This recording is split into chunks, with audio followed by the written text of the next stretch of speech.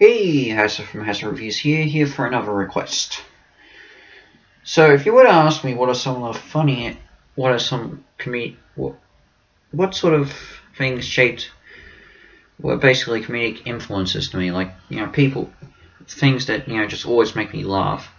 One of the ones that stands out to me, hands down, is Tom and Jerry. I mean, I love Tom and Jerry. I mean, I stay before I like Hanna-Barbera cartoons in general. I mean, Wacky Races, Flintstones, Scooby-Doo, all that, Yogi Bear, all those classics. But Tom and Jerry is on a different level. They were the original creation from Hanna-Barbera. And, they're more different than that due to the fact they're silent and their slapstick timing and just, so fun. I even own some of the cartoons on DVD. I mean, that's how much I love them. The problem is with them is that they rarely have had, is how hard Hollywood tries to make movies out of them, and they mostly fail. In fact, to be honest, there's only one movie I find enjoyable from Tom and Jerry, which I'll mention at the end of this. But it seems like the more successful ones are the ones that are just made straight to video, but even then there are some stinkers. Again, I'll mention one at the end. But the first attempt for a feature-length film before last year's computer animation live-action hybrid was Tom and Jerry the movie. And this is the equivalent of a film jumping the shark. Oh my gosh. This is one of the strangest movies in history. It's bad, but it's also just, as I said, strange. The choices that they make in this film just blows you out of the way. Why do they do this?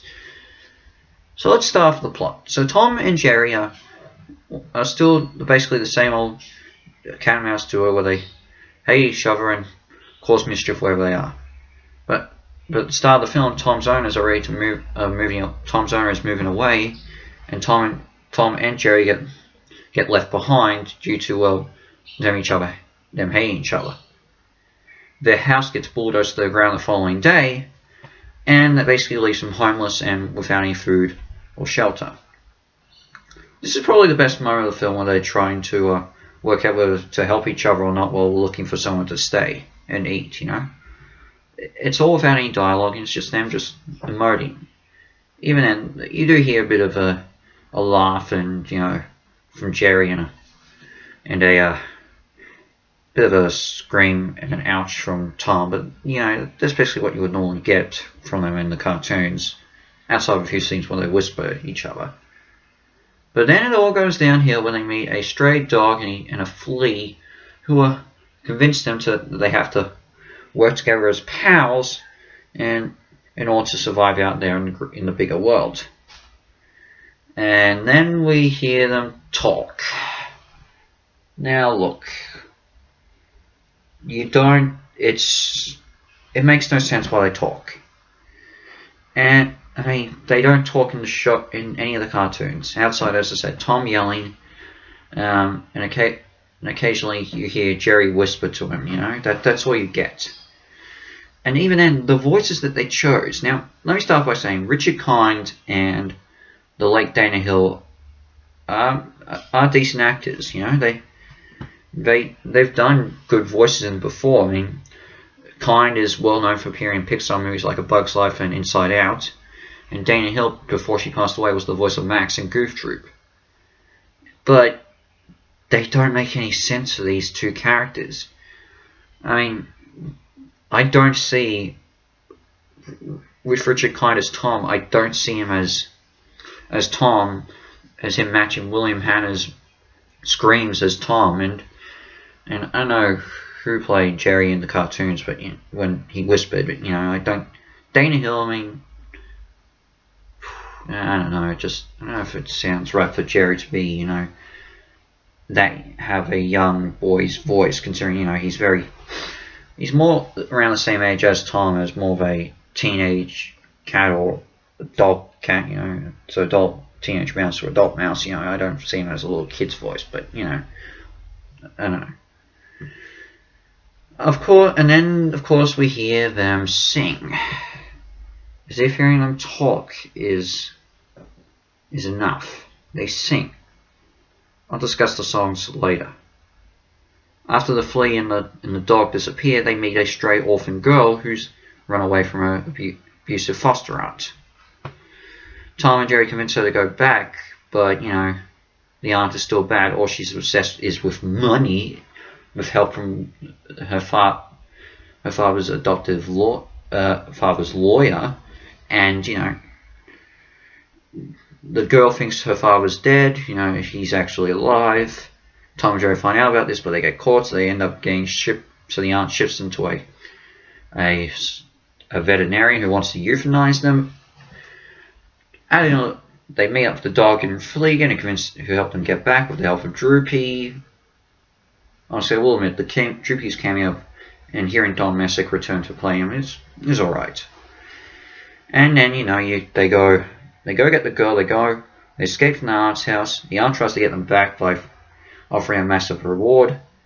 A sea captain and a talking puppet parrot find the girl and attempt to give her back. You've got the doctor, the veterinarian after the kid. You've got his assistants after the kid. Tom and Jerry trying to rescue the girl. The father's on his way back to save the girl. You got the lawyer. You got the foster aunt, and you've got the foster aunt's overweight dog that rides a skateboard chasing after her. Yeah. If you haven't seen the Nostalgia Creeks video, watch that. You know the moment I'm talking about. The chase scene. Now let me start off by saying this. I saw this movie when I was 10.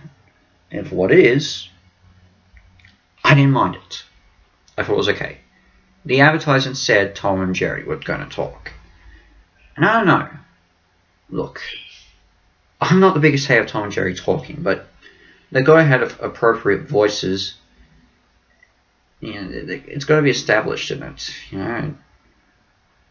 I just don't. But even then now, I just like, no, they shouldn't talk, and they shouldn't be given these voices. But if you're going to let them talk, that's fine. Don't make them sing. In fact, these songs, the person who wrote these songs is Henry Mancini. He was a great composer. World's Greatest Criminal, and he wrote some good songs. World's Greatest Criminal Mind from The Great Mouse Detective. I love that song. I can hum and sing that in my head anytime I want. I like it. I don't like any of these songs. However, there's the forgettable ones, which are most of them. Though the two that I remember is the song where the girl sings about her father, missing her father, and of course, The Greatest Gift in Life is a Friend. Honestly, that song should have been nominated for a Razzie. It should be the first anime film to win a Razzie and win it for that song. Okay, Marry Them All from Thumbelina is bad, but and arguably deserves a Razzie too. But this one is a close second. This should have won worst original song at the Razzies before that award ceased to exist. So yeah, the story is nonsensical. The songs are crap. It doesn't make sense to give them the voice that they do. What about the new characters? Okay, so Tom and Jerry are basically almost the same, but they're still trying to work out. And throughout the movie, they're trying to work out whether they want to be a team or work individual, But they're willing to work and help this girl. Now look, there are cartoons that involve Tom and Jerry actually working together. Some of the times is when they had to assist to deal with the dog that would sometimes be a threat to them, or when they had to look after their owner's toddler. Or baby, I should say. And those are some of my favourite cartoons. But, I don't know, you could have at least... But here's the thing, when the girl's not around, they hate each other, they get irritated with each other. Okay, Tom gets irritated with Jerry. Jerry's trying to egg him on. But, same old, it's part of the cartoon. But what doesn't help is the fact that the slapstick they have for them when they're together isn't that funny. It's not funny. It's bland. You don't laugh at them. When they, you know, it's just, it doesn't, I mean, yes, they talk, but, you know, it doesn't really play too much into slapstick, you know, but the slapstick should be funny, but it's not. The new characters, the dog and the flea are annoying. The sea captain and the talking parrot puppet. The doctor is creepish, can get creepy moments, though it does not feel right. His assistants are bland. The little girl can get annoying at times. The father's barely in it. And the foster aunt, Homo, and the lawyer. Yeah, I'm not counting the dog and the skateboard because I just think all he wants is just to eat food. The main source of this villain is greed. It's money. I get the feeling Disney used that a lot after watching this movie. I mean, they're like, oh, we should make a better villain involving greed. So we got Radcliffe from Pocahontas, Clayton from Tarzan, Rourke from Atlantis, a bunch of others as well. Yeah. I don't like the villains. If they're going to be obsessed with money and fame and greed, they've got to be, you know, have some extra sides to them. But it's very hard to do. And it also doesn't help, and they've also got to be shown a lot. And okay, this villain's shown a lot, and I just wish she could be cut out.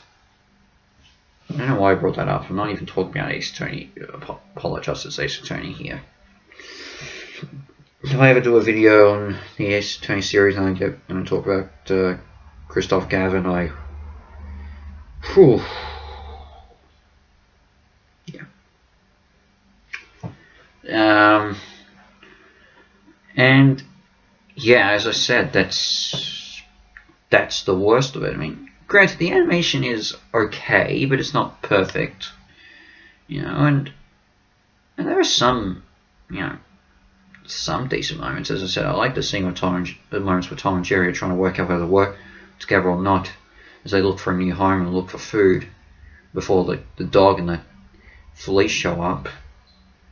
And the Droopy cameo is nice, but that's really about it. This movie is bad, real bad. But I would argue this film needs to be seen to understand how bad it can get. But what I'm going to say is you need to watch it first at one point, then spend a few more days or months, you know, before your next viewing, and then you understand how bad it gets. But I think if you watch it a third time, you'll understand the insanity of it and laugh at all those moments. Like, it can be really laughable. At times it can be so bad it's good. But in a way, it's still a bad movie. You just laugh at the insanity of it, you know. So in a way, this gets a 3 out of 10 hand stars. Nothing higher than that. Sometimes it just didn't work. And look, I'm just going to say, I've not seen yet the last year's Tom and Jerry movie. And I don't have any plans to see it, at least until I get back from holiday, because I'm going, at the end of this week I'm actually going to go away on holiday for a bit, so I will be taking a break from videos. Not so much before the flicks. I'm going to upload stuff while I'm away. I've already planned that out. But my Hazard review stuff, I'm taking a bit of a break, probably after I review Lightyear near the end of this week. So yeah. But so yeah, I will do Lightyear. I might maybe get one more video done in between, but I can't give any promises on that. It just depends whether I feel like I can do enough for it at this very moment. That'll be a video game review if that's the case. So, there you go. And of course, keep lookout on Before the Flicks, you know. As I said, while I may not be uploading videos while I'm away on holiday, I will upload a few Before the Flicks so I have it pre-recorded, you know, while I'm gone. So, in the meantime, This is Hazza from Hazza Reviews out, and I shall see you for my next video. Ciao!